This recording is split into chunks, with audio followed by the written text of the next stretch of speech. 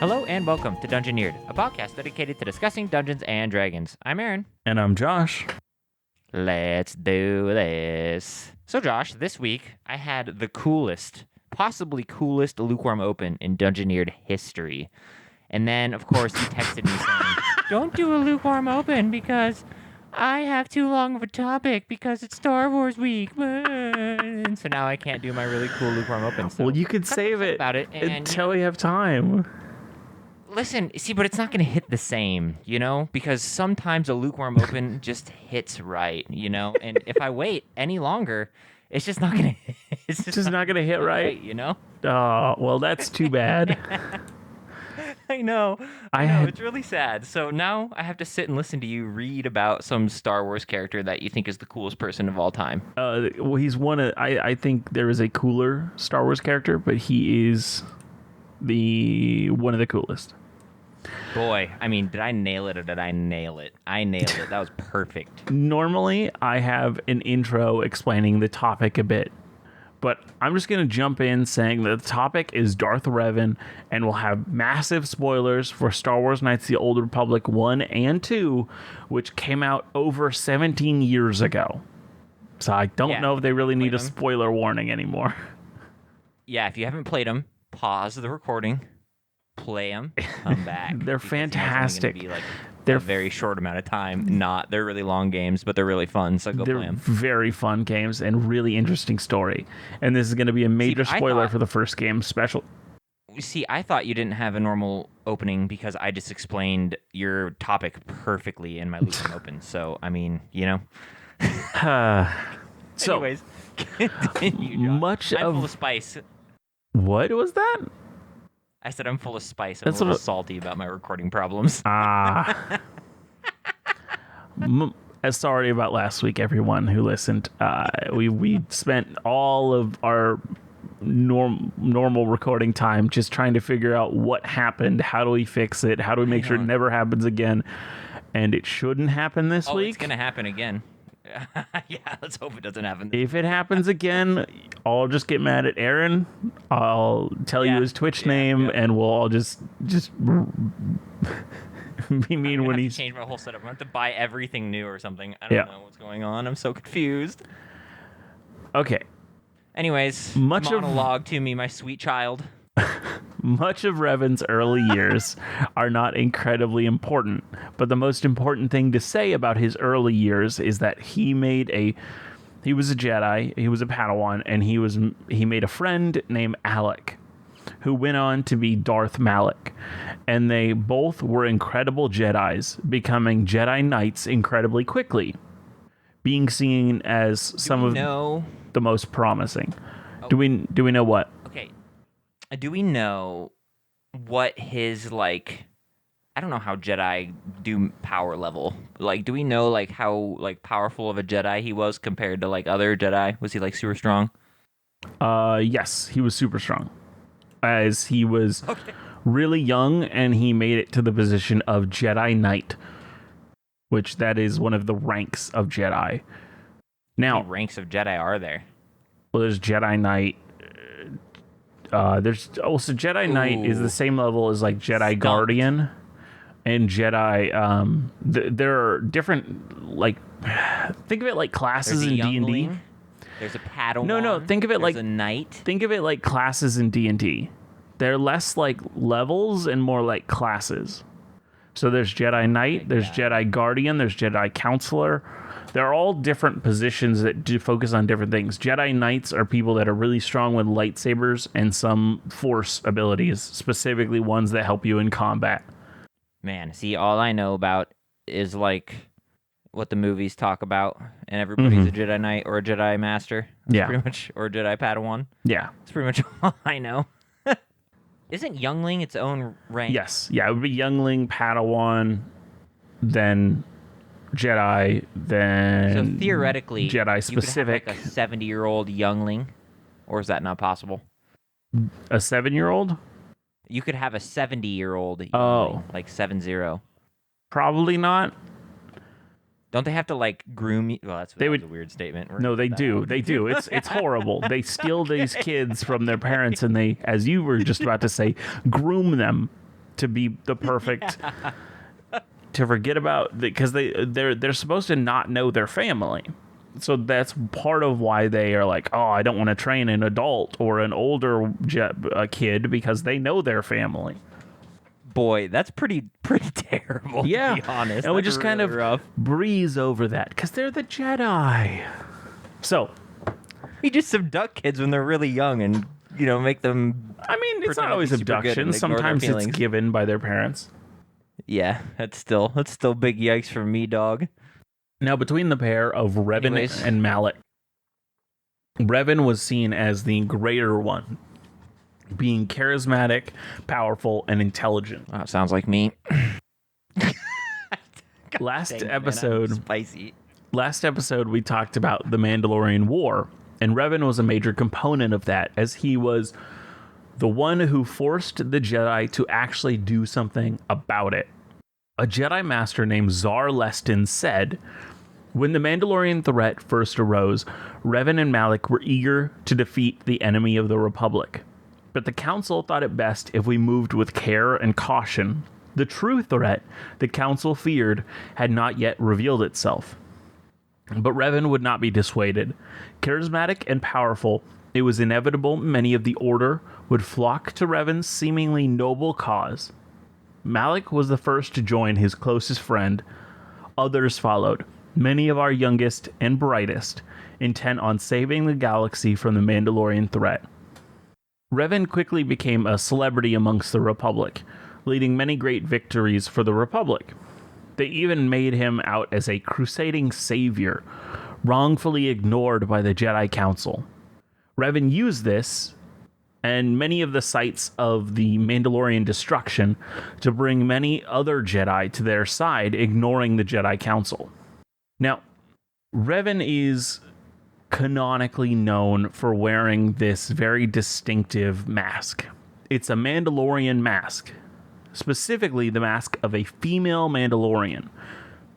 She was on this planet called Cathar. Well, I don't know what the planet's name is. Cathar is the society, the race of people that lived on it. Isn't this mask like the one that Kylo Ren wears? Isn't that the same? Isn't it like the same or very similar? No, think more like No. think more like the Mandalorian show. Oh wait, it's a Mandalorian mask. Of course, it's gonna be like that. But so they were on the planet, and they were slaughtering the Cathar, like just horrifically so. This female Mandalorian was like, okay, guys, they've had enough. Like, we're done. We're not going so far as to commit genocide. We're just here to kind of beat them down. We're not here to have genocide. So stop. Oh, just beat them down. That's it. That's all we want. They had previously attacked the Mandalorians. So this was purely retribution. It was not supposed to be more than that. It was not supposed to be less than that. She said, this is unnecessary. They've had enough. But the Mandalorians, thanks to their culture, would not back down. This was war, and they needed to win. They killed her for this. Now, Revan appreciated what she did and wore the mask in her honor. It was said that he wouldn't remove the mask until the Mandalorians had been brought to justice. Wow. Goodness me. Revan Dedicated. Yeah. That's what we can at least say. Revan and Malak discovered ancient devices from an ancient society called the Rakata. Hey, I learned about them the other week because I've been getting a ton of weird random Star Wars shorts on my YouTube. They were built upon many different planets, all leading towards a large, powerful, dark side device called the Starforge. It was a partially automated device to build massive amounts of weapons. Those weapons can be anything from a fleet of ships to more smaller scale weapons like guns and such. But overall, it was this automated weapon building machine. While they searched for the maps, Revan found the world of Malachor V and the significance it had in Mandalorian culture. Now, I talked about that last week and what his plans were to use it to kind of win the war. What I didn't tell you was that Revan found the Treyas Academy upon its surface. An ancient Sith academy built upon the already heavily dark side influenced surface of Malachor 5. That's not good. He spent much of his time there in the dark side's influence, researching the giant libraries of knowledge held within the academy. Okay, all right. This guy's already sketchy. You find this cool Sith temple, and you're like, I might as well just spend time here and like learn about it because the dark side's really cool. Well, it wasn't. Okay. It wasn't all like to learn about. It was just like there's so much knowledge there. It would be hard to say, oh, he was there to learn about you to think. Well, I'm just thinking about think about your game, where I'm one of the players. If we found a giant library, you could tell us there was evil necrotic energy everywhere. We would still be like, I want to read every one of these books. I want to know what's going on here. Yeah, it's probably true. Yeah, it's probably true. It's hard. It's hard. When you think of it like that, it's make some sort of deal with some sort of horrible beast and become evil. That's pretty much what would happen. Now, Revan was starting his fall to the dark side, and he saw his opportunity to get rid of a lot of his opposition. While he was still an unknown traitor, he wanted to mass convert the most amount of Jedi that he could. So when he created his final battle for the Mandalorian War on Malachor 5's surface, he planned that during this devastating battle, a lot of people that opposed him or thought he was going to the dark side would just mysteriously die. Wow, that is... Oh, gosh, man. Yeah, you hid this from us last week. Yeah, I did. Going to the dark side, Josh? I did. He had an incredibly powerful super weapon built that I did talk about in the end called the Mass Shadow Generator. And in the end, it caused massive loss of life, and it worked. His opposition was mostly killed, and those that didn't die were turned by the horrific vents of Malachor 5 to the dark side. See, you've been using your evil Sith powers to cloud our judgment, us listeners, and I don't appreciate it. I'm here to stand up for the listener, for the light side. But as he was killing the leader of the Mandalorians, called Mandalore the Ultimate, they told him that they were tricked into this war by a Sith. Mandalore the Ultimate had told the truth, and Revan and Malak headed on an adventure to discover this Sith threat, learning who they were, why they started this war, and what was going on. They learned that there was a secret empire of Sith hidden in the dark, uncharted regions of space. Now, Revan and Malak were overconfident, believing that they could take the Emperor out, weakening the Empire and hopefully stopping or at least delaying their plans to come back and attack the Republic. This was wrong, as they made some foolish moves and in the end were controlled by the Emperor as he fully pulled them to the dark side, giving them the names Darth Revan and Darth Malak. The Emperor set them to return. Yep. Question. Answer. When did the rule of two come about then? Is this in this story? It has to be. No. Where there can only be two Sith at a time, a master and his apprentice? No, I know what you're talking about. That was created by Darth Bane. Okay. Everything I'm talking about right now, I don't know if you know this is going to get into the nitty gritty that really doesn't need to be gotten into. Yeah, but we need to. There is their time frame is broken into after the Battle of Yavin and before the Battle of Yavin. So BBY and ABY. Before the Battle of Yavin and after the Battle of Yavin. Darth Bane came around 1000 BBY, so 1000 years before the Battle of Yavin. What the story we're talking about happened 3,900 years before the Battle of Yavin. Ah, okay, quite a long time ago. This is 2,000 something years before that guy even existed who created the Rule of Two, which most people who are listening to this episode do not know what the Rule of Two is. He's so dumb. Why'd he do that? Why'd he make the Rule of Two? It's stupid. I mean, it wasn't a bad idea. Actually, it's probably not. Yeah, it's probably not. You're right. It was all about how more Sith just pretty much get in, like, if there is a group of Sith leaders, they're just going to fight amongst each other. It's pretty much what it said. Yeah. So the rule of two was there should always be two. There should be the ruler, the head, the more powerful one, and then their Padawan or apprentice. And then once that Padawan or apprentice gets to a point where they're like, I think I'm better than this, they can kill their master and then get their own apprentice. And that's how the rule of two and that continues. way Sith knowledge passes on. Yes.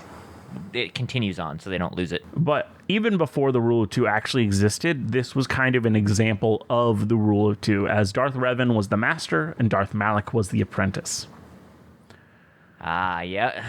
So at this point, Darth Revan and Darth Malak returned to the universe, to the known world, and they were fully Sith. No longer doing evil while thinking they were good, they were just fully evil at this point. This is around the time that the next fight starts, when the games take place. It's the time of the Jedi Civil War. Revan and Malak's Sith Empire began to try and take out the Republic and weaken it as much as possible because the Emperor set them on that mission. The Emperor said, return and destroy the Republic before my armies come and conquer. And because they were under mind control, they're like, yeah, let's do that. That sounds great. Revan had many incredibly loyal followers that he and Malak brought to the dark side with them. They would kidnap Jedi during the battles of the Jedi Civil War and keep them in certain Sith bases that were created in special areas of the universe called Force Wounds, where the Force was weak and malleable. They would do whatever was needed to turn them to the dark side and into loyal followers of Revan, and those who wouldn't turn would be killed. Now, man, this guy is pretty crazy. Yeah. Holy cow. Now, as they ruled and ran this war, Revan and Malak were incredibly powerful individuals, and they were able to twist and warp the Emperor's commands upon their mind to fit their own wills. In doing so, they were seemingly able to break free of the Emperor's command. It's like if somebody, if we're doing it in D&D terms, cast Geas or suggestion upon a person, and the person was so strong that they were able to kind of twist the suggestion to just mean whatever they wanted it to mean in that moment. Or like permanently change them and affect them too. Yeah. They declared themselves leaders of a new Sith Empire, this one opposing the other one and the Republic. Freed, they used the star maps that they were able to triangulate the Star Forge's location and gain entry, learning much of what knowledge it held within. With a Star Forge in their arsenal, they made an incredible fleet of ships, weapons, and other war materials. Revan saw the power and the danger the Star Forge held as it led to the destruction of its progenitors, the Rakata. Because of this, he used it minimally, only to make exactly what he needed and never go too far in it, understanding the dangers of over-reliance upon it. This was the beginning of the disagreements between Malak and Revan, as Malak saw Revan's reticence to use the Starforge as weakness. Revan continued to show reticence without explaining his plan. He expertly attacked the Republic, killing key figures and locations using his extensive knowledge of the Republic's strategies. His intention was to win, but to keep the Republic's economy and military fully intact, so that when he took over, he could control those as well. The Jedi set up a trap for Revan and made it onto his flagship to take him down, and in the end, only 4 of the Jedi and soldiers sent to take him out made it all the way to him. They squared off on the deck of Revan's flagship, preparing to fight, when Malak saw this as his opportunity, and as a Sith is wont to do, he launched a barrage of missiles at Revan's ship, destroying it and killing Revan, taking over as the Sith Emperor. That is what the galaxy thought happened, but the Jedi had other plans.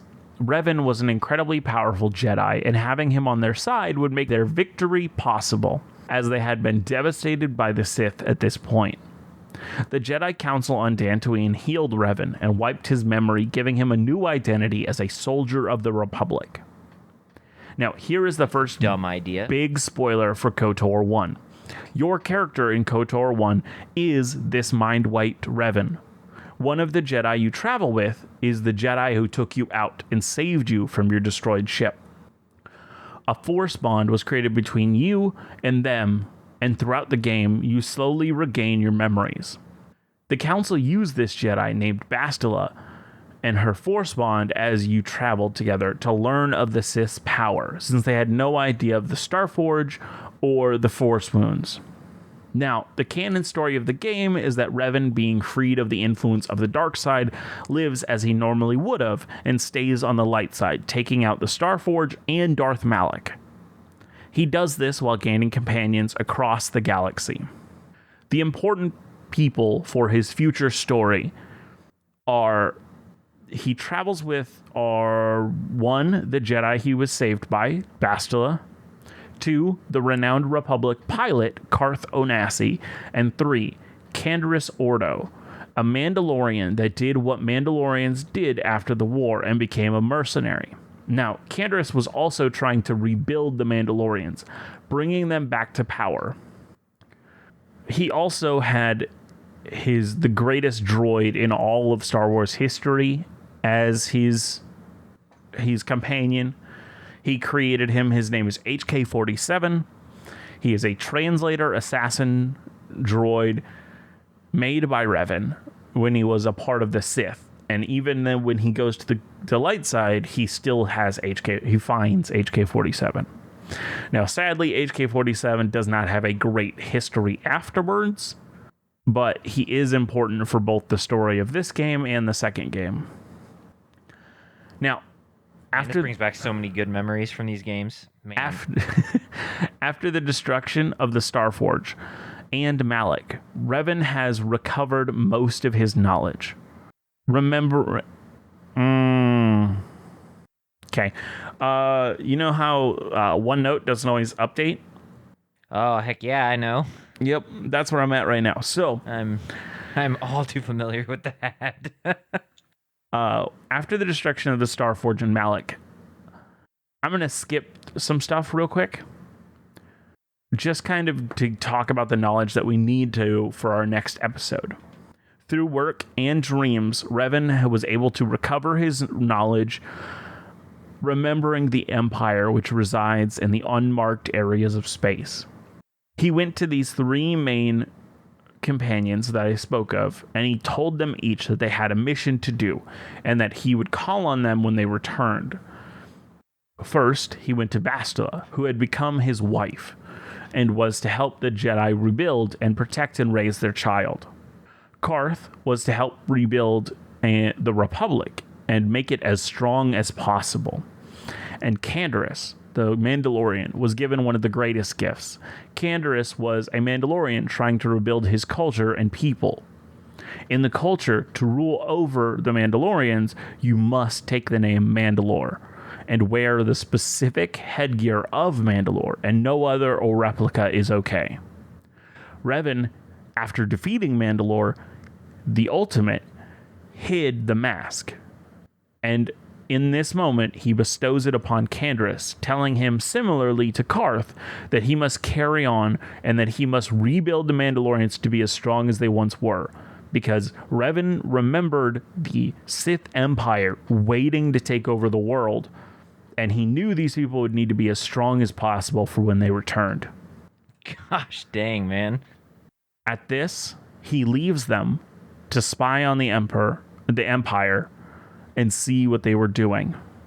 That is where the story of Revan is left for most of us, as it is continued in the MMO, but most of the things that happen in the MMO, I don't know if I agree with, so I'm not going to talk about it. I only played the MMO for a very, very short amount of time, and then, because it was Star Wars, so I was like, oh, this could be cool, and then, yeah. Yeah. Well, that is the story of Revan as we know it. And what would you like to create this week when talking about the wonderful, wonderful man that is Revan? Did you have any specific ideas that you wanted to talk about? Well, did we say something that we were going to talk about? The end of last week? But I have a topic. I have an idea. Okay. So we created this horrible man during a previous week. The big bad evil guy of our campaign. This god who is trying to take over the top spot. And he feels the only way he can do that, because he's been trying for so long, is to kill people, because he found that if he kills people, he can take their power. Now, in this story, we had him, as a test, kill, revive, and kill again his champion. I think, in honor of this story of Revan, we should create this champion, who they were before and who they are after the torture. Oh gosh. Oh man. Okay. Yeah. I mean, I like that. I think that's super cool. Yeah. I mean, boy, I don't even know where I want to start with something like this. It's okay. so brutal. So, who was the god? Can I have you recap that point? What? Wait, ask that again. Who was the god? Can I have you recap that point? What god are we talking about? You keep breaking up. So what god are you talking about? His god, the evil god. Oh, the big bad evil guy. Yeah. Can you explain him to the listeners? Didn't you just kind of recap though who he was? The god that, or are we gonna have him be a servant of a different champion?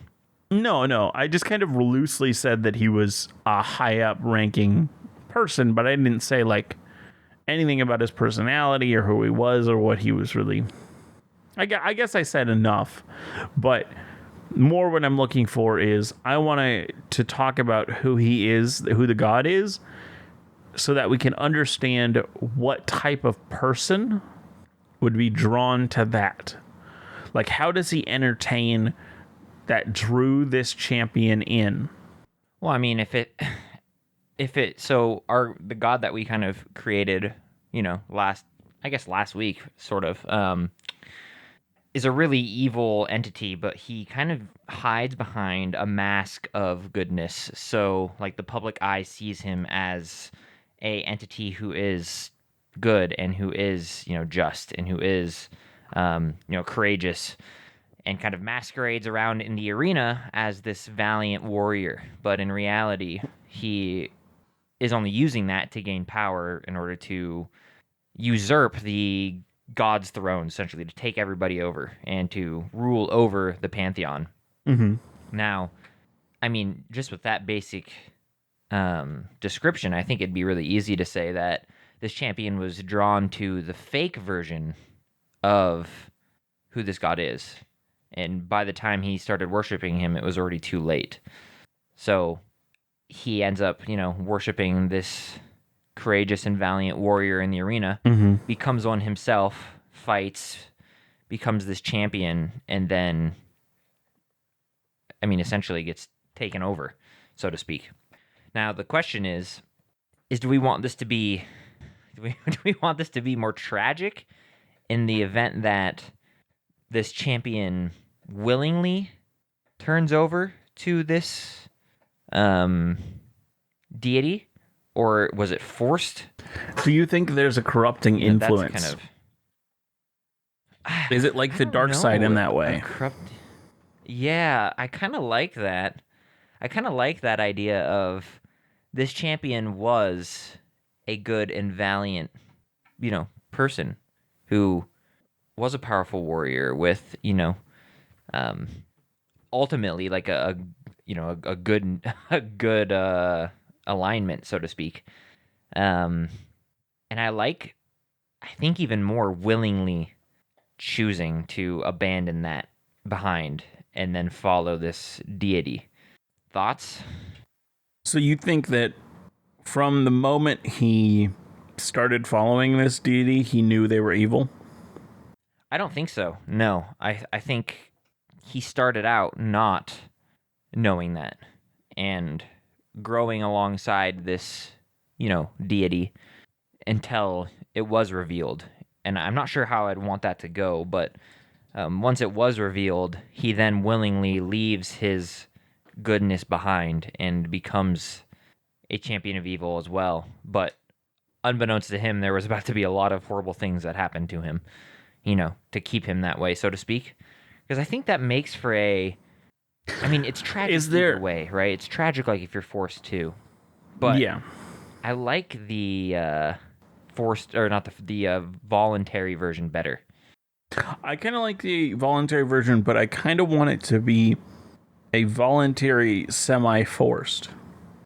Okay, what do you mean? So I think it's. I kind of want the guy to develop some sort of a relationship with this god to the point where, like, I don't know exactly how this happens or what exactly occurs, but somehow the guy either begins to believe that he owes his whole life to this guy, or he saved his sister, or like he did something that this guy is like, I will forever serve you. So it is voluntary, as in, well, I didn't know about it, but now that I know about it, I've already sworn myself to you. Or it's like, I am yours, so whatever you are, I am. Okay, yeah. Okay, Because I get what you're saying. in the So first game, which I his will identity spoil this, becomes of KOTOR, okay. one, if you play an evil playthrough, at one point you get a Wookiee on your side. This Wookiee has a friend from before you met them, a young Twi'lek named Mission, and if you go evil side, Mission is like, I can't stand by this. Like, I won't be with a Sith. Like, I'm not gonna do that. That's not the type of person I am. And you saved this Wookiee's life, and this Wookiee gave you a life debt, and they're like really good friends with this person, but they're like, I will be spitting on my culture and my people if I now reject my life debt. So you literally, as this evil Sith, tell this Wookiee's Albar to kill Mission, and he's like, I'm sorry, I have to. Even though he doesn't like this your Sith version, he just swore himself over. And I was imagining something like that. Yeah, I kind of like the idea of like this champion's identity is this deity, and once this deity reveals himself, his true form, he willingly, but kind of like has no choice to switch his identity also. Mm-hmm. But I think what I want us to do first, though, before we get to this like point and what this point looks like, kind of want to just kind of go over like the background of this champion, kind of like how he grew up. Yeah. Because I don't know, do we want him to be like the stereotypical like stable hand boy or like farmer's kid who like grew up watching the arena and always dreamed about becoming a champion? Like, is that kind of what we want to do? That kind of version? He goes to the city for the first time and watches the fights and, becomes enamored with this god. He could So also then, we like, could also do the from- route of him and all his family have always been knights. They're always the champions of some god. He just made a bad choice with who he was following. Yeah. Here's my question. What is, and this is going to sound bad, but it's classic Dungeoneered. What is the most tragic tale? Is the most tragic tale like a kid who grew up with this like dream of becoming a valiant warrior and a valiant knight, becomes that valiant knight, and then succumbs to the darkness and falls to the darkness and becomes, like No. an Anakin Skywalker, so to speak? No. Is that more tragic? I think the more tragic of the two options is the one where this guy and his whole family have been champions. So his dad built into him, like pushed into him, you stick with your god. You are an extension of your god. You are all these things. And so, like, he would literally be betraying his whole family if he went against him. So he's kind of forced to stick with the god that he chose. And maybe even his friends are like, no, you can rebuke him. You could say no now. And he's like, no, I can't.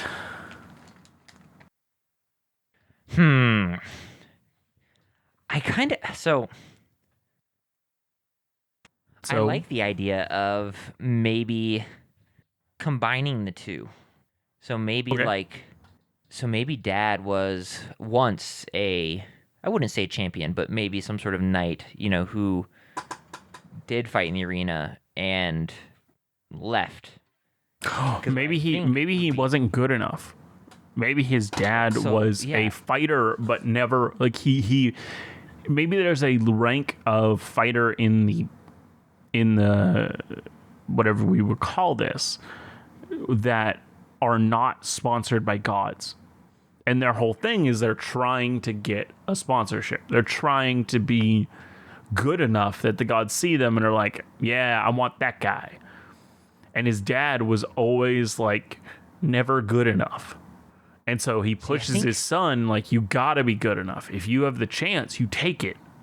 See, what if we did like a reverse story of this champion where dad left his god, stopped following his god because he didn't like everything that was seen, and he taught his son that leaving an entity can be a good thing if it goes against, the moral judgments that you thought were true about this entity.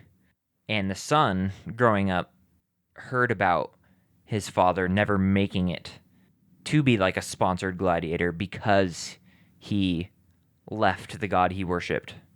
And so, growing up, maybe his son, knowingly or unknowingly, perceived it as like a weakness, so to speak.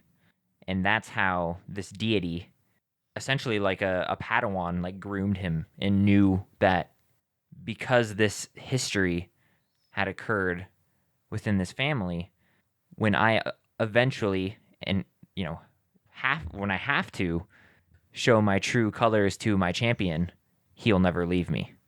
Hmm. Because I feel like that makes for a really sad story that this deity knows everything about how this family, has operated.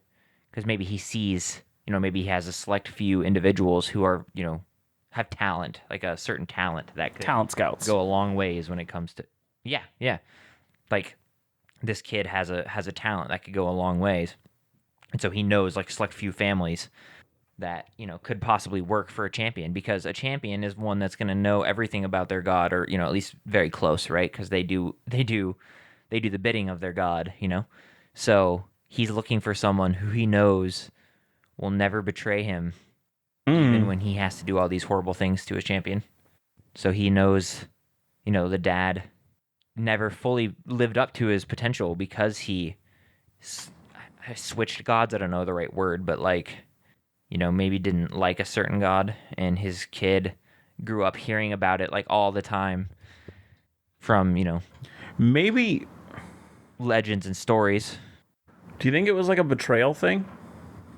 Well, that could be good too. What I'm thinking is, it is uncommon, like almost unheard of, like you will be shunned type of unheard of, if you abandon the god you chose and go to another. And maybe even this god setting this up way in advance kind of whispered into this guy's ears doubts, and in the end the guy switched, the father switched which god he was with, and the other god rejected him completely, and he got shunned by the society of that area of the kind of holy that region. Would really make the kid feel it for sure. Mm-hmm. Like you're the son of the betrayer or whatever, right? Yeah. And so he always sees it as he is fighting back against that his whole life. Yeah, I think that's really good.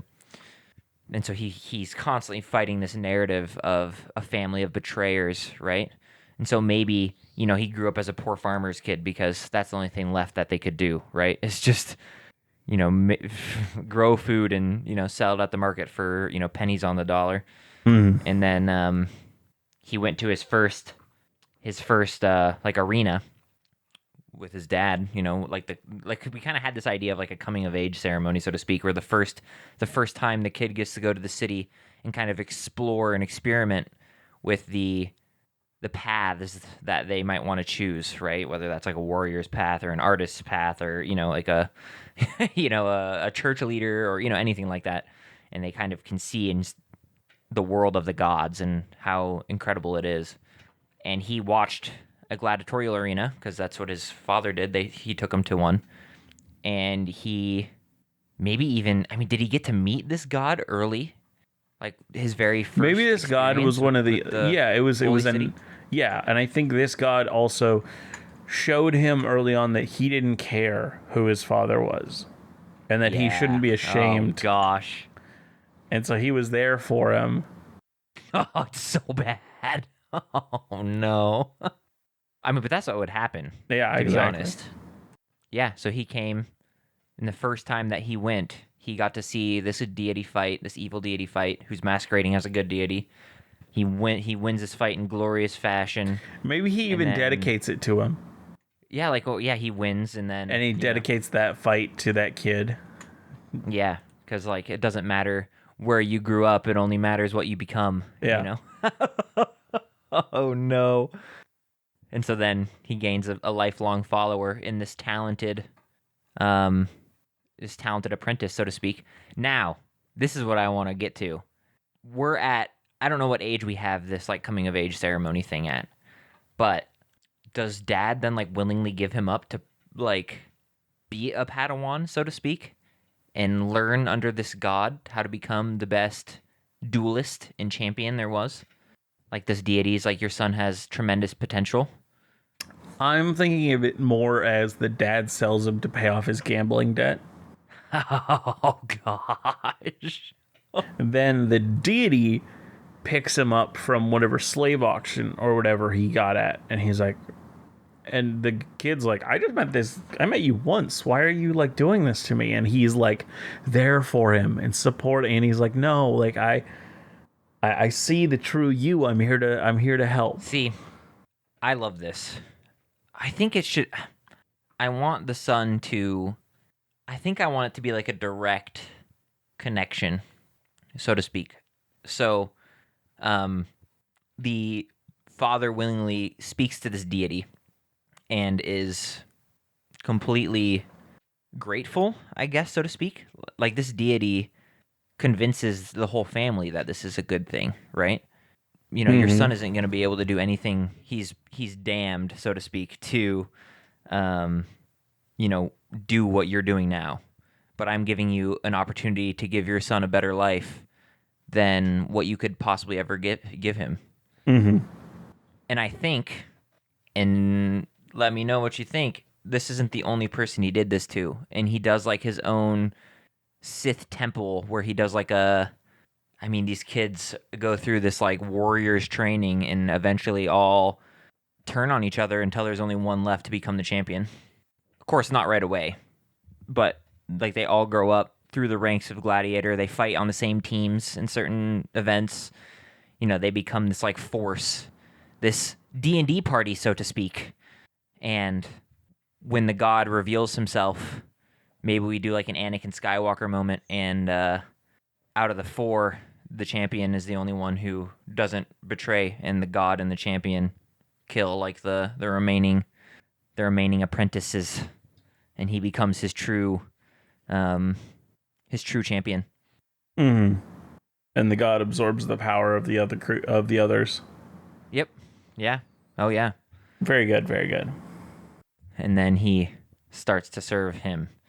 Now, so that's just a pretty brief and quick backstory. It could be really fun to dive in if we wanted to, like their exploits, like what they end up doing, like as like a little group, because I think it'd be really fun to flesh out those individuals. You know, just for a more fleshed out backstory if we wanted this person, this champion, which we probably would in the campaign, right? Mm-hmm. You'd So be an it'd fun to do antagonist that for sure. later on down the line. But the next question then becomes, what happens after that? Thoughts? What do you mean? What happens after what? So God like reveals himself. They do this big giant battle, kill the rest of the apprentices, very Anakin Skywalker style. And now it's the god and his champion. What does the god have the champion do? What are we what are we doing here? Or is that where we stop? I think Because there's got to be some sort of plan that he wants for him. Yes, but I think he's not there yet. I don't think he's ready. I don't think he's cooked long enough. So I think the the god wants him to kind of really revel in what he did, because it's think of like a turning someone evil thing. Like he wants him to know that what he did wasn't just a single moment decision. This has consequences, and you need to be able to handle those consequences.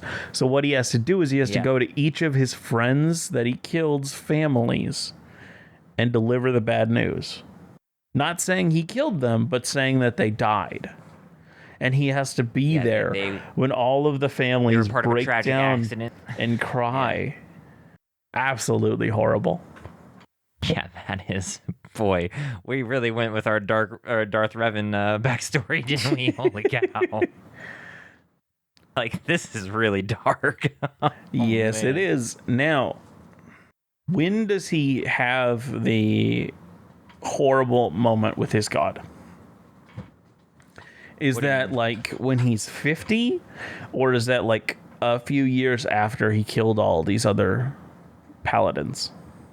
It's got to be. I mean, I'm picturing him still pretty young, so probably like mid-20s, maybe. That's probably what I would say, and it's probably like. See, I was thinking like around the time where he would start to like have a hard time between deciding whether he's a kid or he's an adult. I think he'd be like 30s, mid 30s is when I was imagining it. Well. Okay. He was in enough of an adult that he was mature and he could handle it. What if we did full-on Chancellor Palpatine and... Oh, man. This is going to get a little bit into some of the backstory. But what if we went full-on Chancellor Palpatine and he... Give me a second. The planes are coming over my house. And it's really loud. Okay. Okay. So what if we went full-on Chancellor Palpatine and this god... sent this group, these kids, they're not kids, but, these adventurers now that he's kind of groomed and brought up within his little... These 38-year-old kids. Yeah. I still see them kind of young, because I see I see those paladins, like those were young. I think when the horrible killing and rehealing and killing and rehealing happened is when he's like 38. Yeah. Oh, yeah. Okay. Yes. Okay. Absolutely. I'm on board with that for sure. Yeah. But my thought is this deity sends them off to find small pieces of evidence that slowly reveal who the deity is. Okay. And this whole time he watches with each small reveal which one reacts the best to the news. So that when the time comes, he already knows that when he does his final, this is who I am, he already knows which one, or at least which one's the easiest one to turn. And he turns that one, and they end up fighting fighting each other. So I think it'd be really interesting. Plane's coming back. Okay, well, I think it would be really interesting if this slow reveal kind of took place within this like adventuring party's life. And that they grew up, fighting off these evils and, delving into these ancient places to find artifacts and things like that slowly not corrupt the minds, but reveal information to the mind and watch how the minds respond to it and how he can corrupt them or if he cannot corrupt them. And so he figures out that there's one that is corruptible within this group and the other ones must go because they know too much now. But that's the only way, the only process, how he can turn them without, with having at least some success. Yeah. Yeah, I like that. So then... So we have these two moments. We have these 3 moments of his life. One when he gets taken in by the god. One where he betrays his allies and kills them. And 3 where he is tortured and killed and revived and killed and revived. What happens between those? Is there any other major moments we'd like to flesh out? Boy, I don't know. I like those 3 major moments that occurred. I think those are 3 really good ones. Do you see anything, like maybe his rise to championship, like maybe in the gladiatorial arenas? Like he gets powerful there? Do we see anything with that? Or I think he does. I think he definitely does. Yeah, I think, and I think too, even his group, they get pretty high up in like group standings and ratings and stuff too, where because they fight things together Uh-huh. often, I was because I really yeah. want to grow this relationship. I was more meaning also that like this is once they all die, he goes up in the ranks really. Right.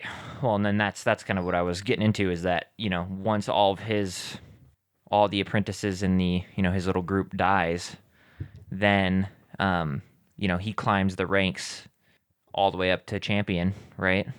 Mm-hmm. Of this deity.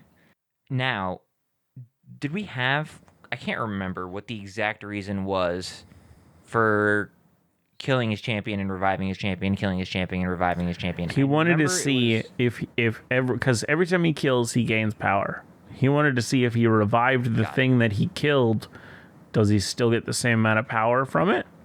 And I don't know if we ever Okay, yeah. decided on if he did or not. I think he Okay, does. yeah. I think he does.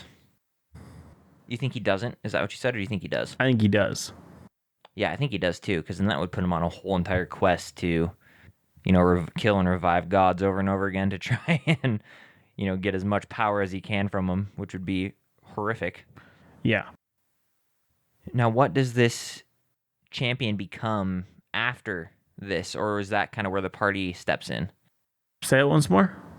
So what does this champion like? What comes of him after he is killed and brought back to life during this experiment? I I know we think had that him he kind of going starts to train insane. a new generation. Oh, he starts Hoping to raising up another Sith order. hoping to find another one like him that will stay the course. Oh gosh, that's so brutal. So is he also then a charismatic lying figure now? Like, is he one of those as well? Is he like I don't think he's as Mr. charismatic. Charming No, himself? Well, yeah, I mean, I don't think so either. But does he put on the same persona because that's what his god does, and so now he is, going to other poor families and this is my story. Your son has a real chance here to become, or your daughter has a real chance here to become a, you know, paladin of blah blah blah, right? Like he believes in redemption. Like mm-hmm. is that what he's kind of doing, or is it more like he's this twisted evil leader who's just training these people? So this new generation. How do they gather these new people? Are they kids from towns? Are they young people joining the arena and they're like as I said, the low level that hasn't been sponsored by a god yet? What are they? Who are they? Well, yeah, that was kind of, part of the question I was asking too is like does he do it himself, or does he just train these kids? Like does he go throughout the different farms or the different parts of the city and find kids, or does like or I think the answer is people yes. to I think yes. And I think it becomes a well-known thing like, oh, he's coming into town, like yada yada, and like everybody knows when he comes to town that's what he's doing. He's looking for talent.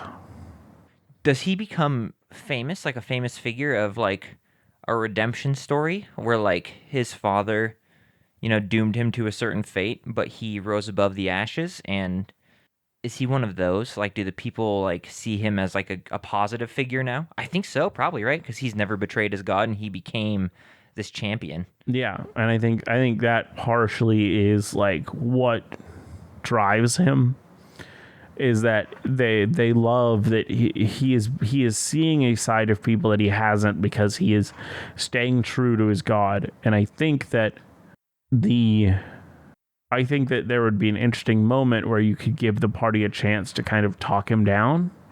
And that was gonna be my last question. So he sees them as his last hurdle, trying to convince him to do the same mistake his father made. And he'll be like, it almost infuriates him. It maybe even makes him go into a rage where he halves all damage. Oh, okay. Well, my question was going to be, so he does all this like recruiting, so to speak, and training of these new apprentices, so to speak. Mm-hmm. And does he send them through the same process that the gods sent him and his friends through? I'm assuming so, right? Not, I mean, obviously different tasks, different things, but slowly over time reveals the true nature of this Jedi temple. And then, ultimately whichever one of the group stays the course, they keep. Mm-hmm. Now, has he done this multiple times, or is this his first cycle? That's a really good question. Does he has he done this apprentice? 10 times, or is it number 1? Ooh, I don't know. I'm not sure. There's a part of me that likes the idea that he's done it a very few amount of times, so maybe once or twice. Mm-hmm. And he has a little if the party ends up fighting him, he has for action economy purposes, he has 2 apprentices that fight with him, right? Mm-hmm. So there's 2 that have gone through the process, and him and if him and the party do battle, it would be a really interesting 4v4 fight or 3v4 fight, right? Where this guy's slightly more powerful, action economy is perfect and good and balanced. Do you think it ever got out of hand? Do you think he ever had to kill an entire generation as nobody was willing to do it? Oh man, maybe he has 2 successes and 1 failure under his belt, so he hasn't done it very many times, right? But he's got 2 dedicated apprentices to his cause, and then he's got 1 failed group, and he's just now, when the party is starting his 4th round of recruitment, so to speak. Mm-hmm. Now, I know we're getting a little bit long, but what's the excuse for people dying in this temple? Do they just not say? Is it just kept secret? Because these people kind of disappear, Yeah. And if death doesn't happen very much in the arena, what's the idea there? I mean, I think they go on adventuring missions throughout because I think they understand that this has to be a plausible thing that's going to happen. So they make them go on these missions that are not in the arena because they need to be vulnerable at some point. Okay, so yeah, maybe they frame it as this is a deadly course for your life, but an honorable course for your life. Mm-hmm. It was a horrible dragon attack. No one ever saw it coming. Yeah, and these people go out and try and stop these horrific events from happening, and many of them die.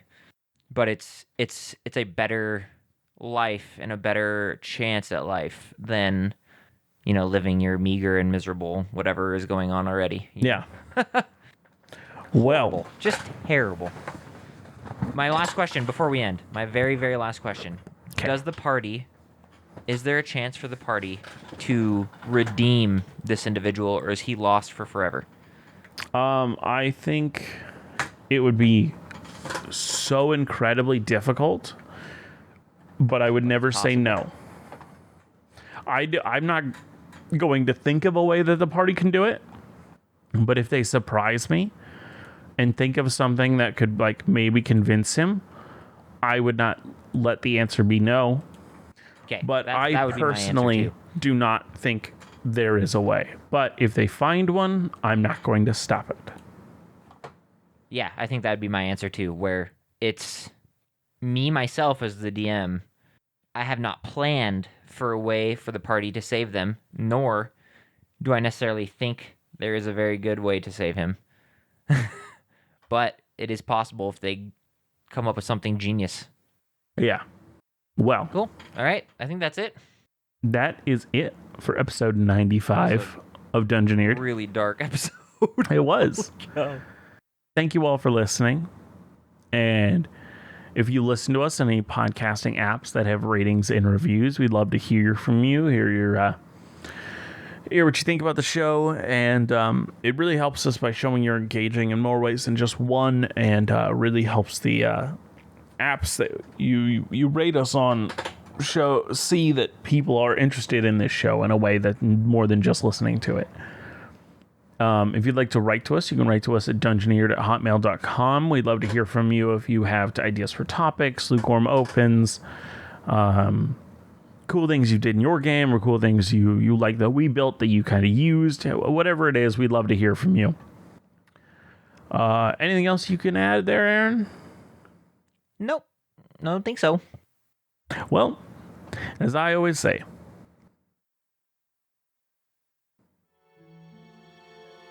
always remember to be the sharpest barrel in the bunch. See you next time. Bye. Bye.